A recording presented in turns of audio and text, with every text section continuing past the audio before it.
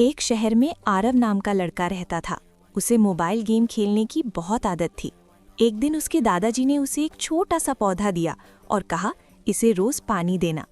पहले तो आरव भूल जाता था, लेकिन धीरे धीरे उसने रोज पौधे की देखभाल शुरू कर दी। कुछ महीनों बाद वो छोटा पौधा बड़ा पेड़ बन गया और उस पर सुंदर फूल खिल गए। आरव को बहुत खुशी हुई।